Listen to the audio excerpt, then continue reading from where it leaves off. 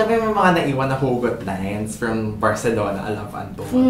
Kayo ba personally, ano sa mga hugot lines or kahit hugot lines ng ibang characters yung pinaka tumatak din sa inyo? Ako yung sa mga trailer, syempre yun yung pinili. Talagang hugot yun eh. You don't know my pain. Oo, mga ganun.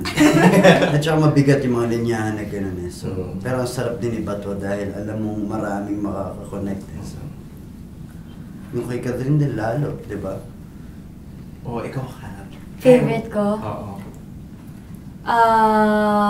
Yung favorite ko sinabi ni DJ yung you don't know my pain, parang you don't own it, tapos you can never be Selena.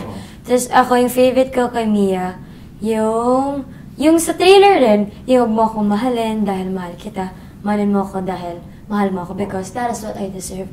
Kasi nung binasa ko rin sabi ko, ang galing kasi nga, parang yung sa 3 lines na yun, na lahat ng emotion, tsaka sobrang andun lahat.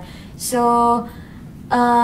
naging tumatak din yun, di lang sa akin, pati sa ibang tao nung napanood nila. Siguro kasi nakarelate sila or makita mo yung pain ni Mia dun sa linya na yun. Sa atin, di ba? Tumatak yun. Tumatak mo sa sa'yo. Parang yung character mo, it showed na hindi siya yung lang, kasi mahal mo, bibigay mo na lahat. Oo, siya yung all out siya pag nagmahal talaga. Ganun din man si Ali, di pa lang talaga siya ready.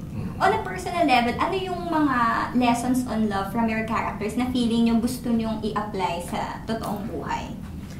Yung mahalin yung sarili and yung patawarin mo yung sarili mo sa mga mistakes na gawa mo kasi kailangan, di ba may line, napanood niya diba? Yung sa Sagrada, na nung pinatawad niya yung sarili niya, mas sumaya siya, doon nag-start yung new life niya kasi all this time, yun lang pala yung hinahanap niya, hindi yung sa approval ng iba or patawarin siya ng iba. Pero first of all, kailangan patawarin niya yung sarili niya.